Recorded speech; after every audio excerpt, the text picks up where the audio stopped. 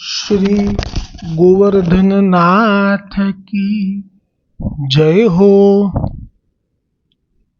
श्री गोकुलनाथ जी विरचित श्री हरिराय जी महाप्रभु जी प्रणीत 252 वैष्णवन की वार्ता में अब वार्ता क्रमांक 40। अब श्री गोसाई जी के सेवक एक वैष्णव को लरिका दक्षिण भारत को ताको वार्ता को भाव कहत है। श्री गोकुलनाथ जी कृपा करी वार्ता प्रसंग एकનું દર્શન કરાવતા કહે છે। जो एक समय श्री गोसाई जी आप दक्षिण भारत के प्रदेश को पधारे हते। सो आप रात्रि के समय कथा कहत हते। सो एक दिन वा वैष्णव के लरिका ने श्री गोसाई जी के श्री मुखते कथा सुनी। सो वा दिन कथा में यह प्रसंग सुनियो।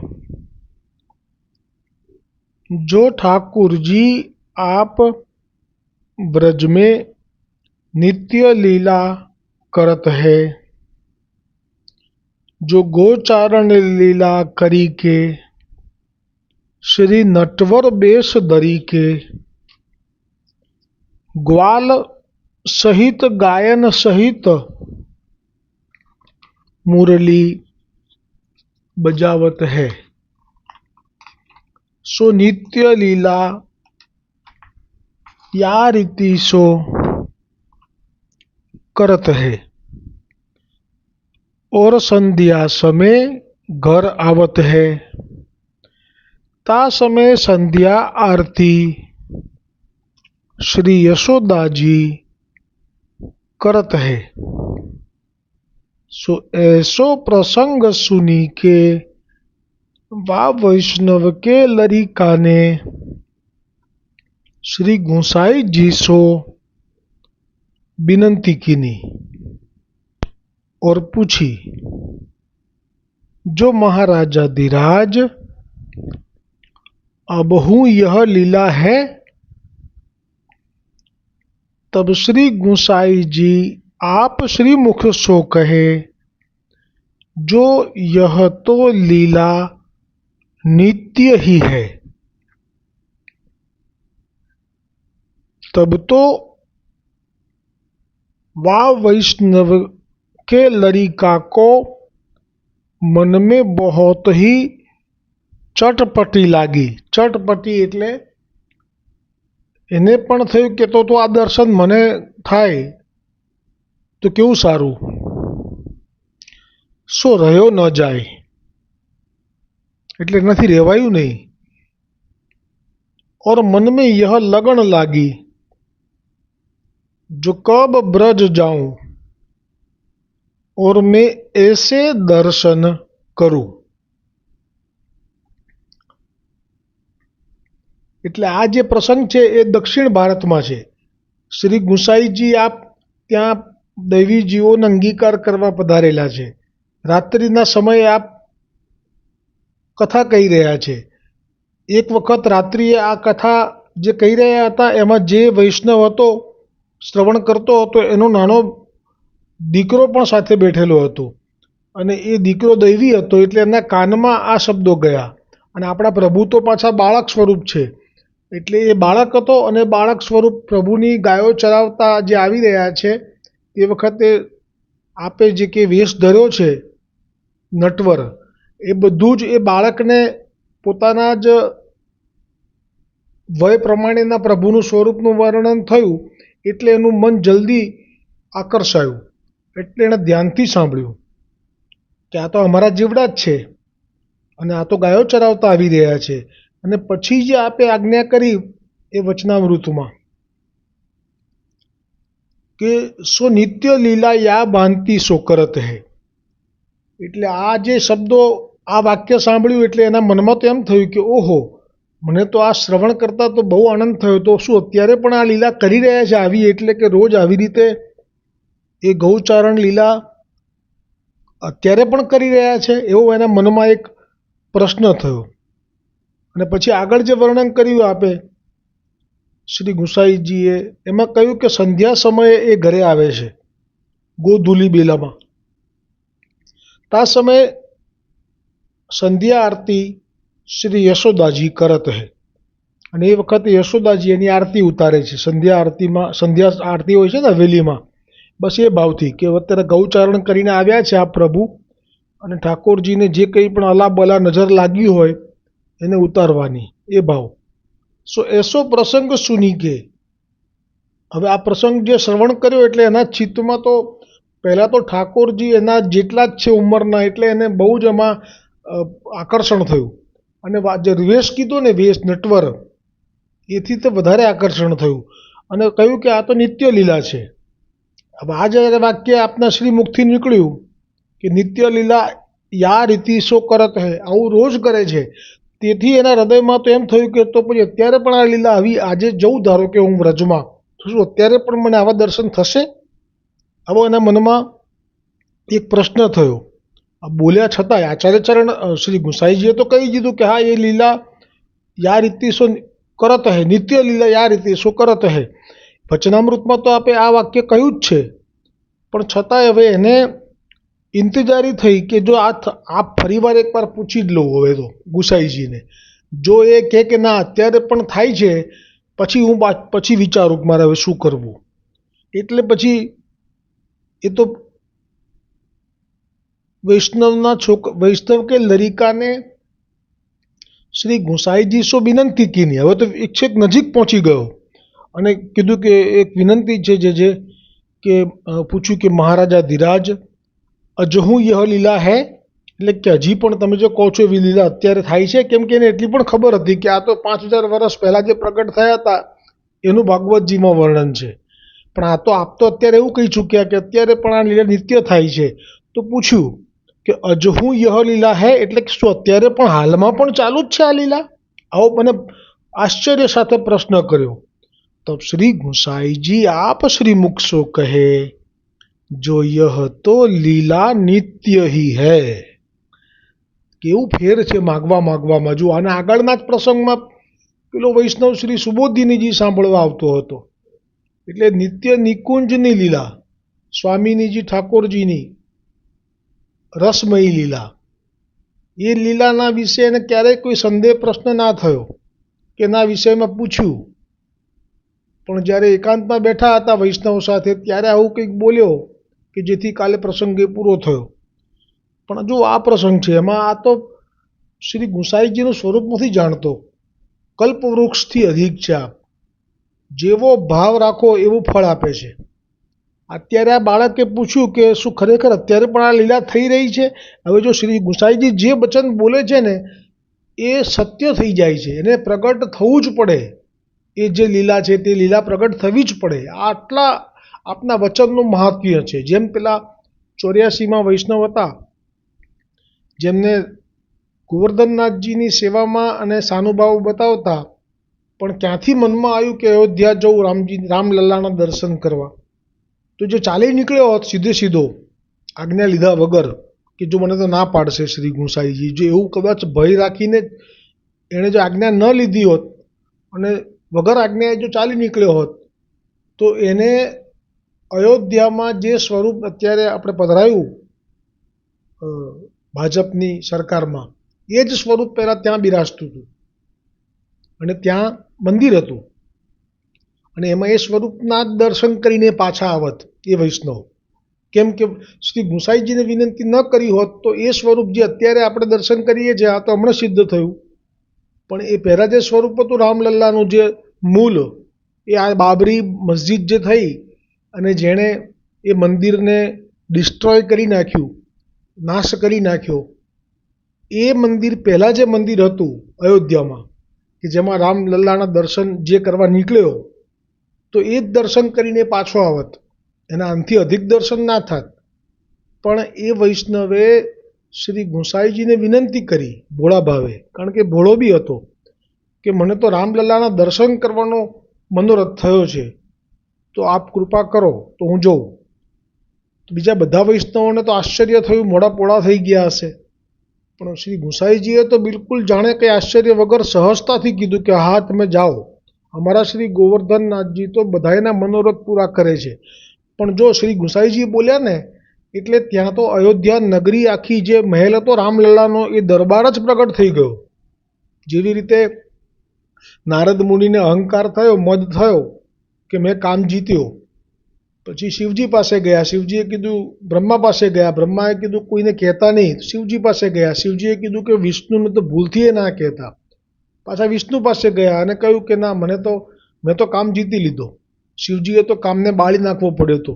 ત્રીજું નેત્ર પણ ખોલવું પડ્યું હતું. મેં તો કશું કર્યા વગર કામને જીતી લીધો. વિષ્ણુ ભગવાને જ આ લીલા કરી હતી કે કામ જતો રહ્યો હતો પાછો. નારદ મુનિ ભક્તિ કરે એટલે ભગવાન પોતે કૃપા કરે, એ ભાવ નારદ મુનિનો જતો રહ્યો. હસવા લાગ્યા. અને હવે જે લીલા છે કે રસ્તામાં એક માયાવી નગરી ઊભી કરી, આખો મહેલ, રાજકુમાર, એની એક રાજકુંવરી, એનો સ્વયંવર રચાવાનો છે. અને હાથ બતાવવા માટે નારદ મુનિ ત્યાંથી પસાર થયા, તો જે અંદર લઈ ગયા મહેલમાં, એ તો રીતસર પ્રગટ થયેલો મહેલ હતો. અને એમાંય રાજકુંવરીનો હાથ જોઈને પછી એમનું મુખ જોયું, અને પછી એ માયાદેવી હતા એટલે એમનું મોહિત થઈ જવું. ને એ લીલા જવા દો અત્યારે, પણ પ્રસંગ એટલે લીધો કે આ જે પ્રગટ થયા મહેલ વગેરે, એવી રીતે અહીંયા તો અયોધ્યાનો દરબાર જ પ્રગટ કર્યો. સાક્ષાત રામચંદ્રજીએ પ્રગટ થવું પડ્યું એ દરબારમાં. શ્રી ગુસાઈજીના વચન સત્ય કરવા માટે. શ્રી ગુસાઈજી તો પૂર્ણ પુરુષોત્તમ છે. આ બ્રહ્માંડ નહીં, અનેક બ્રહ્માંડોના જે બ્રહ્મા, વિષ્ણુ, મહેશ છે, એ પણ આપની આજ્ઞામાં છે. એટલે આ જે લીલા થવાની છે આજે, એમાં શ્રી ગુસાઈજીના વચન સત્ય થાય છે. બાકી અન્યથા તો આજે પણ વ્રજમાં જઈએ જ છે ને આપણે, તો આપણને કંઈ આવા દર્શન તો થયા જ નથી. કેમ વચ્ચે એક પ્રસંગ આવશે કે ગિરિરાજજી વિશે કૃષ્ણ આવી ગયો, કે શ્રી ગિરિરાજજી વિશે કૃષ્ણ ભટ્ટજીની વાર્તામાં, કે શ્રી ગિરિરાજજી વિશે તો કૃષ્ણ ભટ્ટજી વાર્તામાં એવું કીધું છે કે ગિરિરાજ ગોવર્ધન તો રત્નમય છે, મણિમય છે, સુવર્ણનો છે. કૃષ્ણ ભટ્ટે તો એવું પણ કહ્યું છે કે ગોવિંદ કુંડ એ તો દૂધથી ભરેલો છે. તો અમને તો દેખાતો નથી. આવું એ ક્યારે બોલ્યા? જ્યારે શ્રી ગુસાઈજી આપ ગિરિરાજ ગોવર્ધન ઉપર શ્રી ગોવર્ધનનાથજીની સેવા કરવા જઈ રહ્યા હતા, અને પાછળ કૃષ્ણ ભટ્ટ હતા, એની પાછળ આ કણબી હતો, કણબી પટેલ. એણે આવી વાત કરી તો શ્રી ગુસાઈજીના કર્ણમાં ગઈ. જો શ્રી ગુસાઈજીના કર્ણમાં ના ગઈ હોત તો કૃષ્ણ ભટ્ટ એને સમજાવત કે આ આધ્યાત્મિક દર્શન છે, એ એમ ના થઈ જાય, એમાં કૃપા જોઈએ અને પાત્રતા પણ જોઈએ, એમ સમજાવત. પણ શ્રી ગુસાઈજીના કર્ણમાં ગયા શબ્દો.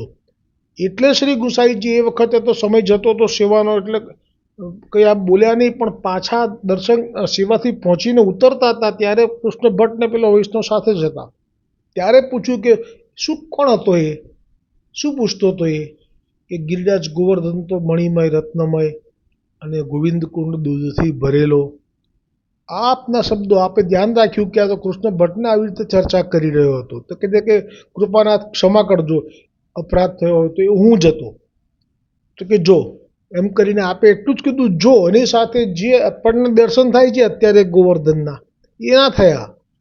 પણ જે ગોલોકમાં છે, જે નરી આંખે ઋષિમુનિઓને પણ શક્ય નથી, એ એમને કરાવી દીધા. બોલો શ્રી ગુસાઈજી પરમ દયાલ કી જય.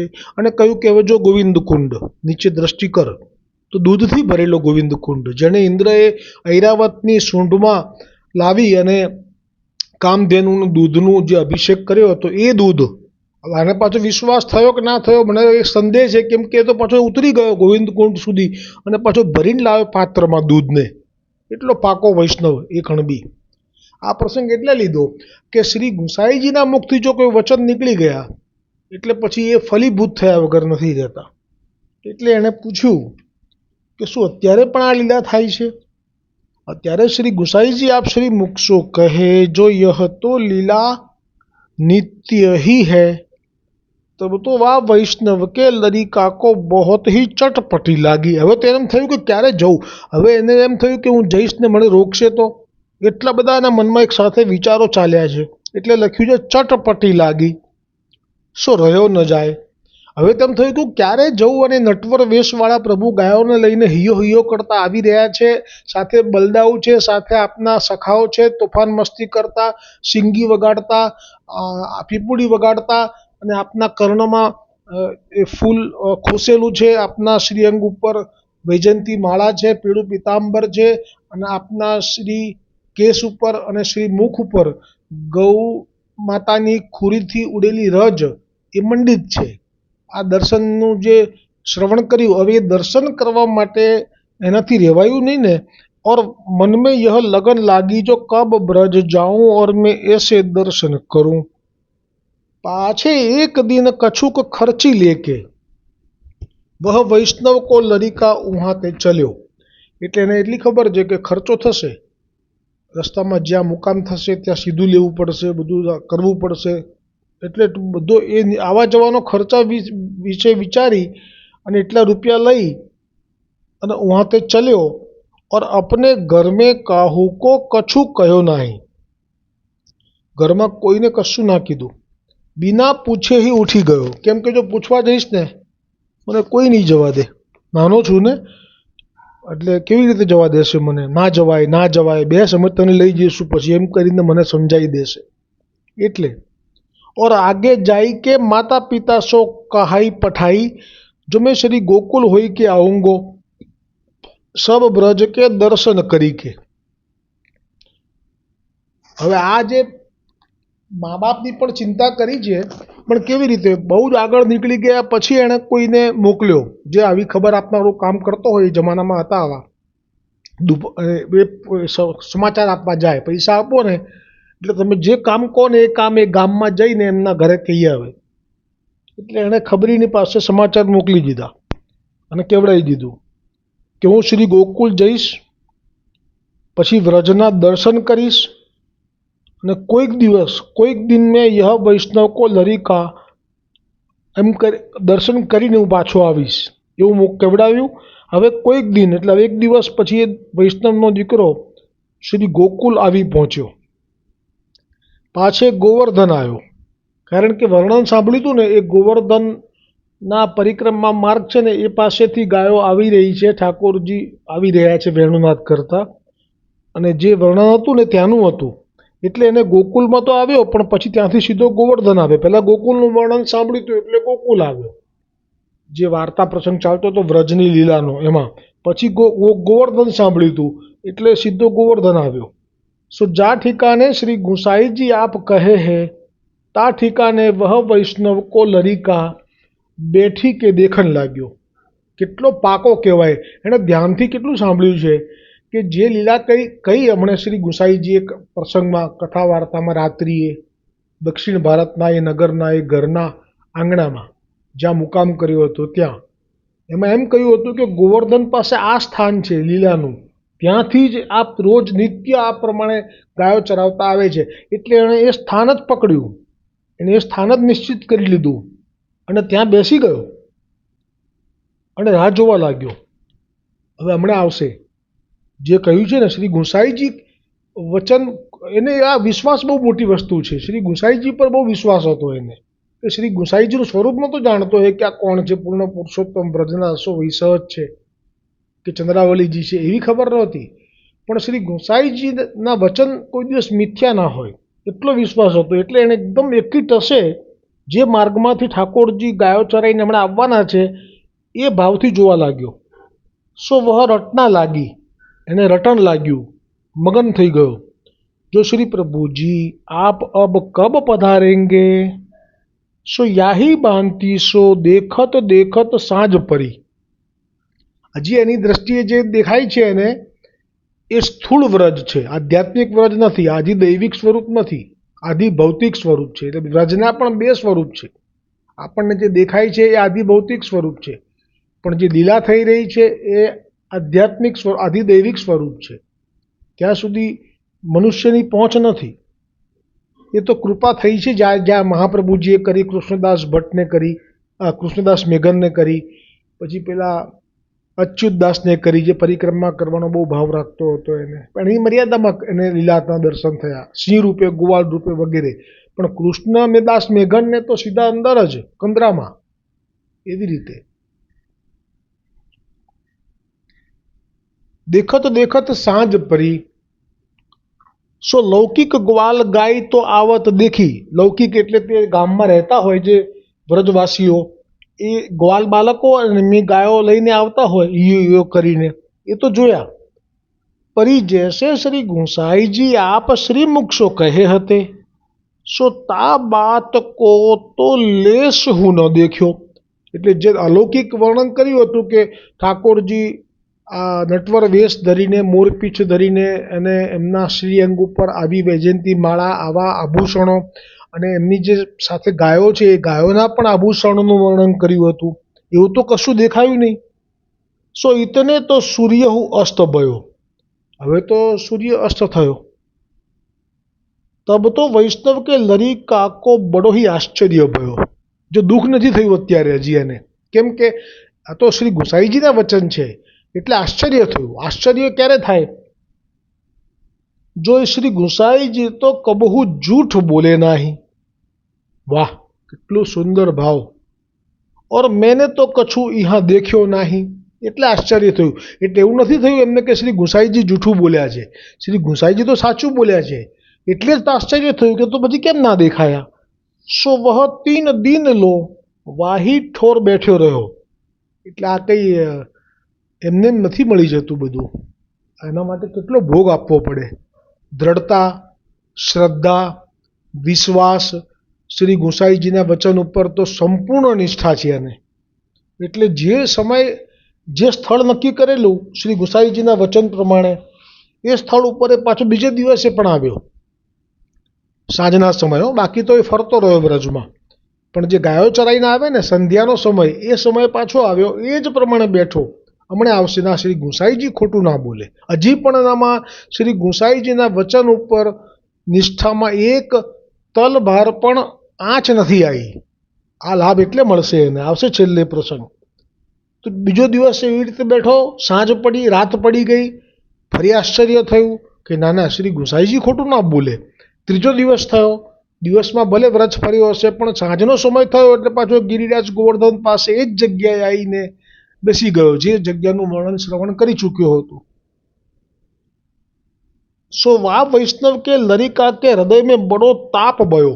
હવે એને હૃદયમાં વિરહ થવા લાગ્યો, તાપ થવા લાગ્યો.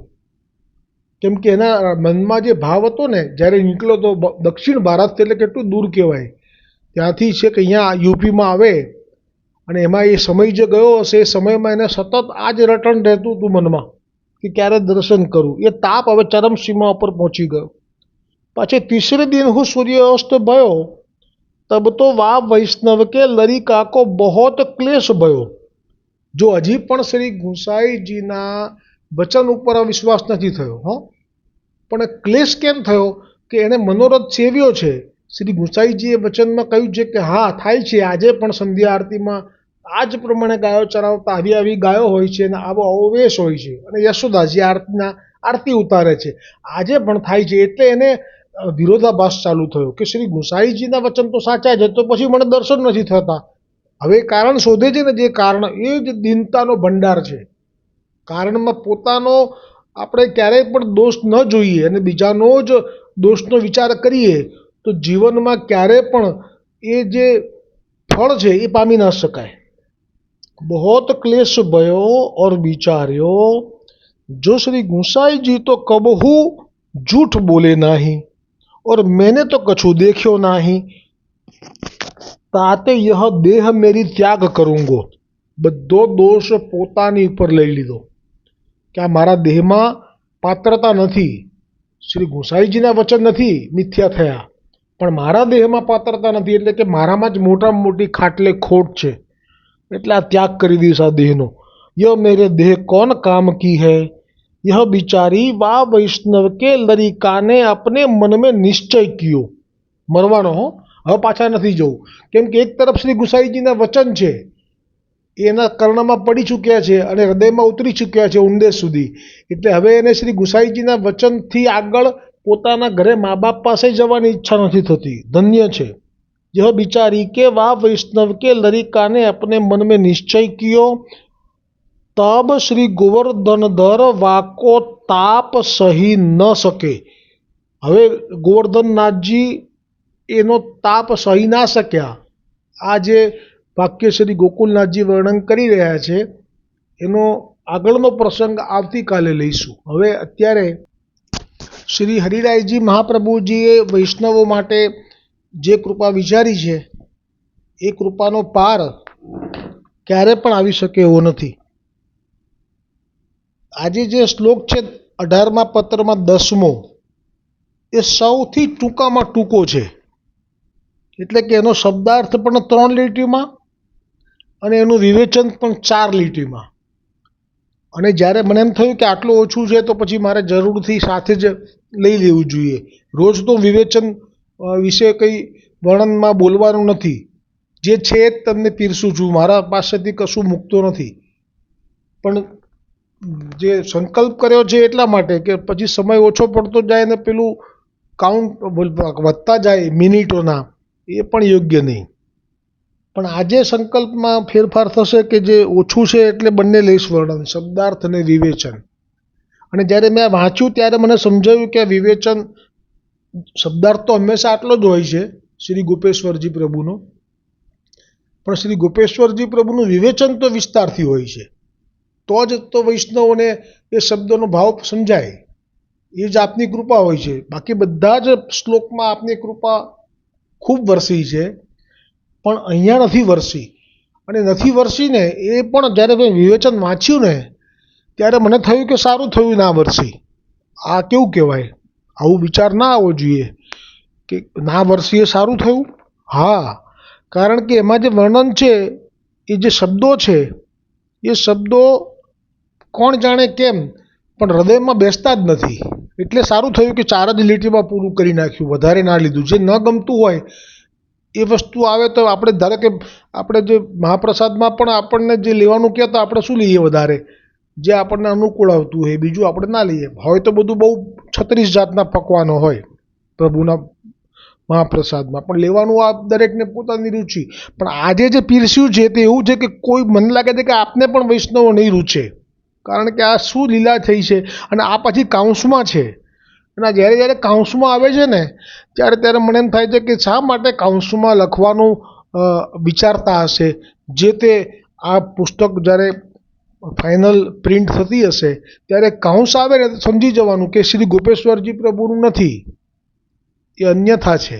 એટલે કે બીજા કોઈથી એમનો ભાવ ઉમેરાયો છે. તો એવું નહીં કરવું જોઈએ. કારણ કે આ એવો ભાવ ઉમેર્યો છે ને કે આપણને એમ થાય કે અરર એવું થઈ જાય. જો આ તમને પણ થશો અરર. તો પહેલાં તો શબ્દાર્થ લઈ લઉં છું.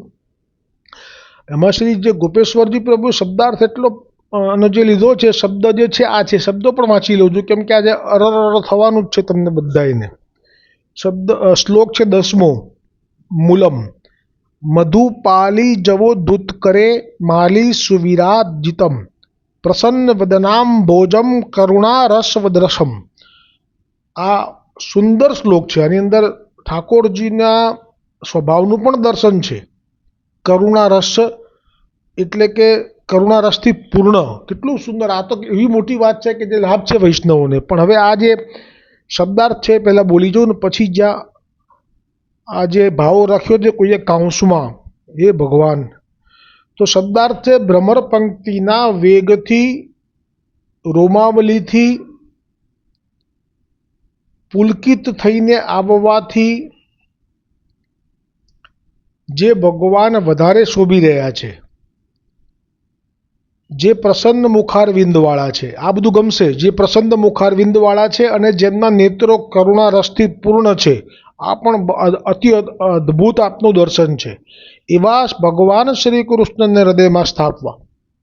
એટલે અત્યાર સુધીમાં જે હૃદયમાં સ્થાપવા માટે કયું સ્વરૂપ હોય પુષ્ટિ માર્ગના જીવોના હૃદયમાં સ્થાપવા માટે, એના વિશે જેમ આપણે કહેતા ગયા કે જેમ હમણાં 8મા શ્લોકમાં કહ્યું હતું કે જેના હૃદયમાં કામ, ક્રોધ, લોભ દૂર થયા છે અને જે ફક્ત ઠાકોરજી માટે વિપ્રયોગ આરતી કરે છે, એ આરતીને જ આપ મહોત્સવ માને છે, એવા શ્રી કૃષ્ણને હૃદયમાં સ્થાપવા.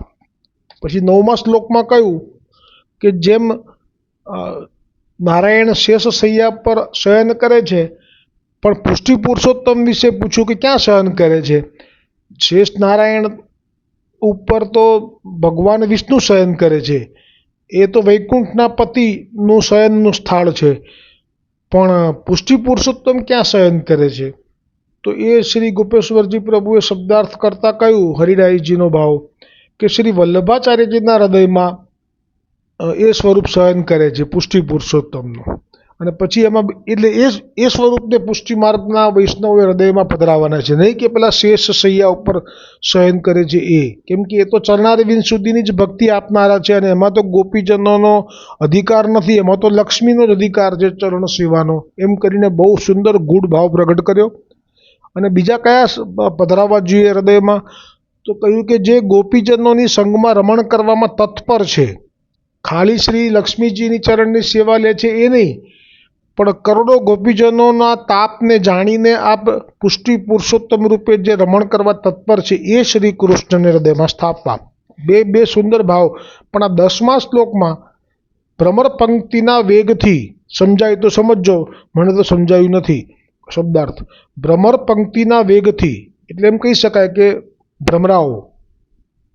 ભમરાઓના વિશે કંઈક કહી રહ્યા છે. ભ્રમર પંક્તિના વેગથી રોમાવલીથી જે ભગવાન વધારે શોભી રહ્યા છે તે પ્રસન્ન મુખારવિંદવાળા છે, અને જેમના નેત્રો કરુણા રસથી પૂર્ણ છે એવા ભગવાન શ્રી કૃષ્ણને હૃદયમાં સ્થાપવા. હવે આવે છે વિવેચન, જેમાં કાંસવાળું છેલ્લે લઈશ, કારણ કે એવું છે કે જાણે કે સોનાના થાળીમાં લોખંડનો ટુકડો. શ્રી કૃષ્ણના નાભિકમલ ઉપર સુંદર રોમાવલી છે, અને એ વિશે પાછું લખ્યું છે કાંસમાં ઝીણા શ્યામ કેસ. આવું તો સ્વરૂપ મેં સાંભળ્યું પણ નથી કે જોયું પણ નથી. કદાચ હોય હો, આપણી તો મનુષ્ય દેહમાં છીએ, એ પણ પાછા લૌકિક જગતમાં છીએ, એટલે કદાચ અલૌકિક શ્રી કૃષ્ણના નાભિકમલ ઉપર સુંદર રોમાવલી. નાભિકમલ એટલે બરાબર ને, આ જે દૂટીનો ભાગ છે ને એની આજુબાજુ રોમાવલી છે એવું કહે છે, એટલે કે રૂંવાટી છે. અને પછી કૌંસમાં પાછા ઉલ્લેખ કરે છે, આ જે ભાવ લખ્યો છે કોઈ બીજા અન્યથા વ્યક્તિએ વૈષ્ણવે, કે ઝીણા શ્યામ કેસ છે. હવે આપણે દર્શનમાં ક્યારે આવી કલ્પના કરી શકીએ કે શ્રી કૃષ્ણચંદ્રના દુંદ એટલે કે દૂટીની આજુબાજુ ક્યાંય ઝીણા શ્યામ કેસ હોય? ભ્રમરાની પંક્તિ માફક શોભા આપી રહ્યા છે.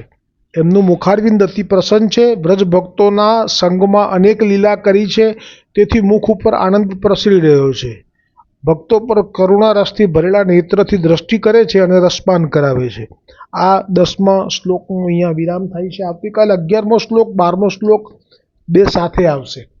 સર્વોત્તમજીમાં આજે જે નામ આવ્યું એ 94મું નામ છે યજ્ઞ કર્ત્ર્યે નમઃ.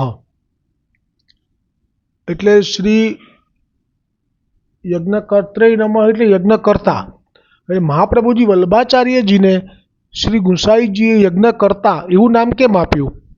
તો એ કૃપા શ્રી ગોકુલનાથજી ટીકા દ્વારા કરશે, પણ આજનું વર્ણન બહુ સુંદર છે એટલે હું ગુજરાતીમાં એનો અનુવાદ વાંચી જઈશ.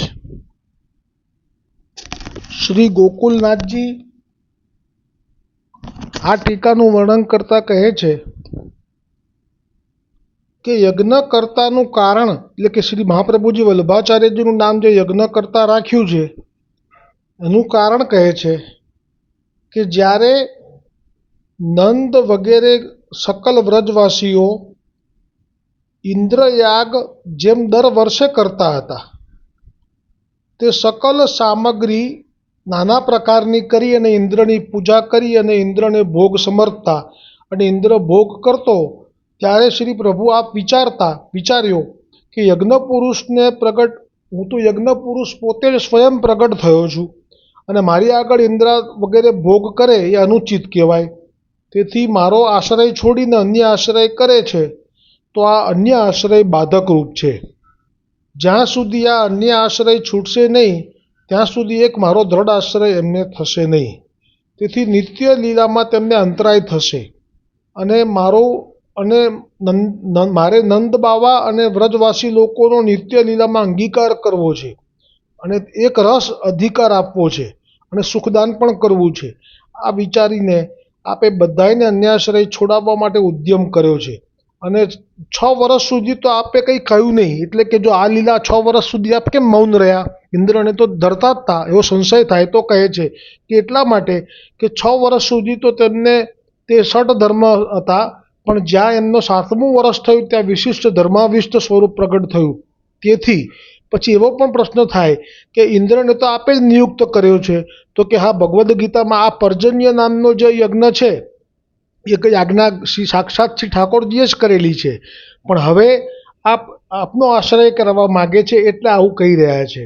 અને તે વખતે જ્યારે આપે આપનો પ્રમેય બળ પ્રગટ કરવા માટે અને બધાયનો આશ્રય આપનામાં સિદ્ધ થાય એટલા માટે થઈ અને આપે સૌ દેવતા વ્રજવાસીઓને નંદાદિક ગોપોને આજ્ઞા કરી કે હવે તમે આજે ગોવર્ધનની તૈયારી કરો, ગોવર્ધન યાગની તૈયારી કરો. ઇન્દ્ર યાગ ન કરતા. તે વખતે નંદ બાવાને પૂછવા લાગ્યા મુગ્ધ ભાવથી કે તમે આ કયા દેવતાની આરાધના કરી રહ્યા છો?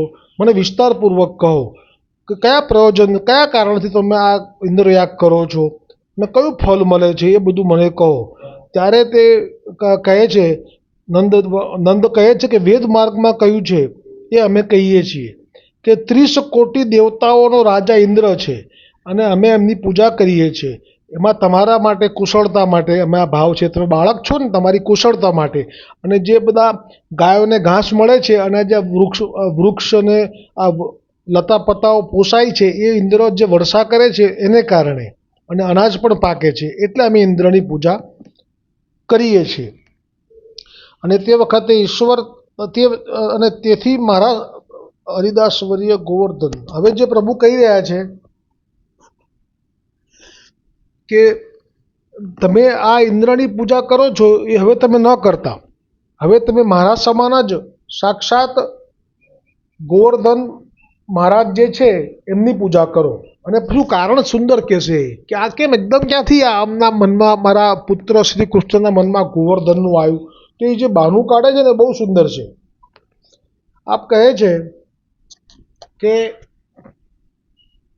હવે પ્રભુ કહી રહ્યા છે કે મેં તો પુત્ર હોય પ્રગટ ભયો હું, તાતે મેરે વિશે તો ઈશ્વરતા પ્રતીત હોય નહીં. એટલે કે હું પુત્ર થયો છું, મારે ઈશ્વરપણું તો પ્રગટ કરવું નથી. ताते मेरे समान स्वरूप जो हरिदास वर्य श्री गोवर्धन है, तिनको महात्म्य प्रकट दिखाए, भक्त शिरोमणि गोवर्धन को आश्रय कराए, इंद्रादिक देवतांशो न्याश्रय छुड़ाए, परम फल को प्राप्ति करिए. यह विचार के आप कहे जो आज मोको स्वप्नांतर में आदि पुरुष भगवान ने दर्शन दिए है. पोते ज भगवान जे बधा ब्रह्मांडोना पिता पण शुं कहे छे आदि જે માનતા હોય નંદદીક વગેરે એ દર્શન આપ્યા છે અને મને કહ્યું છે કે તમે દેવતાઓના દેવતા એવા ગિરિરાજનું પૂજન છોડીને ઇન્દ્રનું પૂજન કેમ કરો છો? આવા કોટી કોટી ઇન્દ્રો જેમના આશ્રયભૂત છે ગોવર્ધનના, એવા ગોવર્ધનનું પૂજન તમારે કરવું જોઈએ. અને એ વખતે ઇન્દ્રને તો ક્ષણ માત્રમાં પ્રલય કરી શકે છે એવા ગોવર્ધન છે, એમ કરીને ગોવર્ધનના ગુણ ગાયા અને મહિમા प्रकट કર્યો. ऐसे सर्वेश्वर भगवान श्री गिरिराज रूप प्रगट प्रताप को छोड़ी के तुम इंद्र की पूजन क्यों करते हो? अब तुम श्री गोवर्धन को पूजन करो और श्री गोवर्धन तुम सबन के देखते भोजन करेंगे, सबन को मोह माग्यो मन वांछित फलदान करेंगे और तुम्हारे सकल अमंगल रूप अरिष्ट को दूर करेंगे. तुम इंद्रयाग और तुमको सकल इष्ट प्राप्त करावेंगे. अपने नेत्रन से प्रगट प्रताप तुम सब देखोगे और पूजा को प्रकार सब समझायो है मुझे आदि भगवान ने, वही मैं तुमको सिखाऊंगा. અને ઇન્દ્રયાગ મેટી के गोवर्धन याग करो. यह सब वृत्तांत सुनी के नंदादि गोप ने प्रभु के वचन के मुताबिक नंदराय कुमार कहते सो सर्व प्रमाण है. इंद्र पूजन इतने दिन अपने भूलते कियो और भगवान के श्री विमुख भय हते, परंतु श्री भगवान बड़े दयालु है जो आप हमारी भूल की और विचारे नहीं और अनुग्रह करी के श्री गोवर्धन देवराय को पूजन बताए. ताते अब श्री नंदराय कुमार कहे करनो या भांति नंदादिक सब गोप निश्चय मतो करी 84 कोस ब्रज में खबर कराए, जो अब ते श्री गोवर्धन पूजन सब करो। એટલે આ ટીકા અધૂરી છે, એ આવતીકાલે આવશે। આ રીતે સાક્ષાત શ્રી કૃષ્ણચંદ્ર પ્રભુએ ગોવર્ધન પૂજા માટે પ્રથમ વખત આજ્ઞા કરી છે। અને આનો ભાગવતજીનો પણ મેં પ્રસંગ મૂક્યો છે કે ભાગવતજીમાં જે આજ્ઞા કરી હતી કે તમારે આવી રીતે કરવાની છે ગોવર્ધનની પૂજા, એ પણ મૂક્યો છે, એ પણ વાંચજો આપ। હવે આપણે આજે અનુસંધાન લઈ લઈએ છીએ। સહસ્ત્ર પરિવત્સર મિત કાલ જાત કૃષ્ણ વિયોગ જનિત તાપ ક્લેશ આનંદ તીરો ભાવોહમ ભગવતે કૃષ્ણાય શ્રી ગોપીજન વલ્લભાય દેહ પ્રાણ ઇન્દ્રિય અંતઃકરણાની તદ ધર્માસ દારા આગાર પુત્ર આપ્તવિત એ પ્રાણી આત્મના સહ સમર્પયામી। દાસોહમ શ્રી કૃષ્ણ તવાસ્મી, દાસોહમ શ્રી કૃષ્ણ તવાસ્મી, દાસોહમ શ્રી કૃષ્ણ તવાસ્મી। શ્રી કૃષ્ણ શરણમ મમ, શ્રી કૃષ્ણ શરણમ મમ, શ્રી કૃષ્ણ શરણમ મમ। બ્રહ્મસંબંધ મંત્રમાં શ્રી ગોવર્ધનનાથજીએ જ પ્રગટ કરી અને મહાપ્રભુજીને દાન કર્યું હતું। એટલે મહાપ્રભુજી વલ્ભાચાર્યજીએ આ બ્રહ્મસંબંધ મંત્રનું દાન આપના જે સેવકો પ્રગટ થયા, ભૂતલ પર પ્રગટ થયેલા છે, પડેલા સેવકો જે દૈવી જીવો, એમને આ મંત્ર સંભળાવેલો છે। અને આપે આપના જ વલ્લભકુલ બાળકોને પણ આજ્ઞા કરી છે કે તમે જેમને પણ આ બ્રહ્મસંબંધ મંત્ર સંભળાવશો ને, એ પછી એ જીવનો ગોવર્ધનનાથજીને અંગીકાર થઈ ગયેલો ગણાશે, પછી ગોવર્ધનનાથજી એનો ત્યાગ નહીં કરે। અને એ પ્રસંગ ગઈકાલે મેં કીધો કે રામાનંદ પંડિતે જલેબી ધરી બહિર્મુખ થયા પછી પણ, એટલે કે તો પણ ગોવર્ધનનાથજી એ ટૂંક મુખ ઉપર પ્રગટ બતાવ્યા। એટલે વલ્લભને એમ જ કહી દીધું કે તમે ભલે ત્યાગ કર્યો છે, પણ મેં તો તમને કહ્યું હતું ને કે તમે જેને અંગીકાર કરાવશો એનો હું ત્યાગ નહીં કરું। એટલે આ જે પુષ્ટિ માર્ગ છે એ વૈષ્ણવોને એક વખત બ્રહ્મસંબંધ થઈ જાય છે પછી એ સિક્યોર્ડ થઈ જાય છે। પછી વૈષ્ણવોને કોઈ વલ્લભકુલ બાળક પણ ત્યાગ કરી શકવા માટે સામર્થ્યવાન નથી। એવો કાલ ફરી પ્રસંગ બીજો આવ્યો, જેમ શ્રી ગુસાઈજીએ ખાલી એક લીલા કરવી હતી એટલે કહ્યું કે મેં તેનો ત્યાગ કર્યો, ત્યારે કૌંસમાં હરિરાયજી મહાપ્રભુજીએ વળી પાછો ભાવ પ્રકાશ કરીને માનો કે વલ્લભ જ ગાજ્યા અને કહ્યું કે ના, આ માર્ગમાં ત્યાગ થઈ શકતો જ નથી। એટલે એક વખત બ્રહ્મસંબંધ થયો પછી ત્યાગ સંભવ જ નથી। એટલે ખરેખર તો બ્રહ્મસંબંધ થયો છે એટલે આપણે હવે કશું કરવાનું બાકી રહ્યું નથી। હવે તો પછી શું કરવું જોઈએ કે જેનાથી આપણને સરળતા રહે, બ્રહ્મસંબંધનો લાભ પૂરેપૂરો મળે। તો એક જ ટૂંક લઈશ જેથી આપણને એ સમજાય કે બ્રહ્મસંબંધ પછી આપણને મૂળ લાભ શું છે। તો જે વલ્લભ છે મહાપ્રભુજી વલ્ભાચાર્યજી પુષ્ટિ માર્ગના પ્રગટ કરતા, એટલે કે સ્વામિનીજી, એ વલ્લભના ગુણગાન ગઈએ અને વલ્લભનો દ્રઢ આશ્રય રાખીએ અને એમનું સત્સંગ, એટલે કે આપના 84 વૈષ્ણવ અને આપના આત્મા જે શ્રી ગુસાઈજીના 252 વૈષ્ણવ, જો એમનું આપણે સત્સંગ કરતા રહીએ તો પછી એમાં જીવનમાં ક્યાંય હારવાનું નહીં આવે। એ ટૂંક છે આ દોડમાં। હારે નહીં, હારે નહીં, વલ્લભની હૂંફ મળી, હારે નહીં, હારે નહીં, હારે નહીં, વલ્લભની હૂંફ મળી, હારે નહીં। શું થશે કેમ થશે મનમાં ન આવતું, શું થશે કેમ થશે મનમાં ન આવતું, પરિણામ પછી વિચારે નહીં, હે પરિણામ પછી વિચારે નહીં, વલ્લભની હૂંફ મળી, હારે નહીં, વલ્લભની હૂંફ મળી, હારે નહીં। એ જ વાત વિઠ્ઠલ માટે। આ બાળક નીકળ્યો, છોકરો જ છે ને, પણ કેટલો વિશ્વાસ છે, એટલે હાર્યો 3 દિવસ સુધી લાગ લગાટ બેઠો। આ વિશ્વાસ પોતાના દેહ ઉપર થયો। એટલે જે વિશ્વાસ હશે ને, વિશ્વાસ જ સત્સંગથી આવશે। એટલે વિઠ્ઠલના ઉપર ભરોસો રાખ્યો છે એટલે હારતો નથી, અને પરિણામ શું થશે વિચારતો નથી, મૃત્યુ માટે પણ તૈયાર છે। અને આ જ વાત મહાપ્રભુજી વલ્ભાચાર્યજીને મધ્યરાત્રિએ ઠાકોરજી આજ્ઞા કરી કે પેલા 2 વૈષ્ણવો પ્રયાગના કિનારે પ્રાણ છોડી દે પહેલાં આપ જાઓ, અંગીકાર કરો। મધ્યરાત્રિએ આપ ત્યાં જવા માટે નાવમાં બેસવું પડે। સાથે 2-4 વૈષ્ણવો હતા, હવે આપ એવા હતા કેમ કે આપનું ચિત્ત તો કાયમ માટે કે આપનું નામ પણ છે કે ચિત્ત આપનું કાયમ વૃંદાવનની લીલામાં હોય છે, એટલે બને કે આપ લીલામાં હશો, સ્વામીનીજી છો એટલે ઠાકોરજી સાથે હશો, પણ એ વખતે ચિત્ત ભલે ત્યાં હતું પણ નાવ ચલાવવાની આપની ઈચ્છા ના થઈ, એટલે આપે એવું કહી દીધું કે તમે ચલાવો. હવે વૈષ્ણવ કે નાના જે રાજ મહારાજ અમને તો નથી આવડતું, ત્યારે વલ્લભે કહ્યું કે તમે તારે ખાલી હલેસાલીને હલાવો ને નાવ પહોંચી જશે. બસ આ માર્ગમાં આ જ છે. શું થશે કેમ થશે મનમાં ન આવતું, પરિણામ પછી વિચારે નહીં, વલ્લભની હૂંફ મળી હારે નહીં, આંખો મીચીને પછી દોડવાનું આગે, કોઈ પણ દુઃખ એને ડારે નહીં, હરિની હૂંફ મળી હારે નહીં.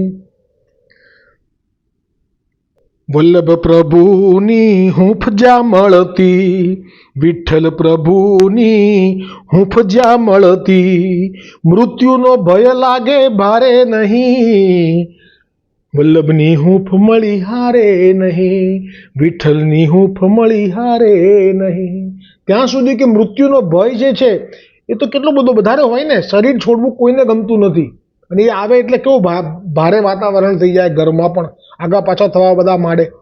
જે આપણા હોય એ પણ એમ વિચારે ક્યારે જાય, હવે આ કાઢવાનું ક્યારે કાઢો, તૈયારી કરી લે. આ બાજુ તો બધું કહી દે જાઓ હવે તો છેલ્લા શ્વાસ છે, દોણી લઈ આવો અને બધું તૈયારી કરાવડાવો. હવે આ નહીં, ડૉક્ટરે ના પાડી છે 24 કલાકે નહીં કાઢે, પછી તો આખી બધી વસ્તુ ભારે થઈ જાય. પણ એ ભારે લોકોને ભલે થાય, પણ આપણે સત્સંગ કરતા હોઈશું તો કે છે કે વલ્લભ પ્રભુની હૂંફ જ્યાં મળતી, વિઠ્ઠલ પ્રભુની હૂંફ જ્યાં મળતી, મૃત્યુનો ભય લાગે ભારે નહીં, વલ્લભની હૂંફ મળી હારે નહીં, વિઠ્ઠલની હૂંફ મળી હારે નહીં. એ જ મૃત્યુનો ભય કાયમ માટે જતો રહેશે, ખબર એ નહીં પડે અને લીલામાં પ્રવેશ થઈ જશે. બોલો શ્રી ગોવર્ધન નાથ કી જય. હવે આશ્રયનું પદ. દ્રઢ ઈન ચરણન કેરો ભરોસો, દ્રઢ ઈન ચરણન કેરો, શ્રી વલ્લભ નાખ ચંદ્ર છટા બીના, સબ જગમાં જો અંધેરો ભરોસો, દ્રઢઈન ચરણન કેરો, साधन और नहीं आकली में, जासो होय निबेरो, सुर कहे द्विविध यादरो, बिना मोल को चेरो भरोसो, દ્રઢઈન ચરણન કેરો, દ્રઢઈન ચરણન કેરો ભરોસો, દ્રઢઈન ચરણન, દ્રઢઈન ચરણન, દ્રઢઈન ચરણન કેરો. શ્રી ગોવર્ધનનાથ કી જય, શ્રી વલ્લભાધીશ કી જય, શ્રી ગુસાઈજી પરમ દયાલ કી જય, શ્યામ સુંદર શ્રી યमुने महारानी जी की जय, श्री वल्लभ कुल परिवार की जय, अपने अपने गुरुदेव की जय.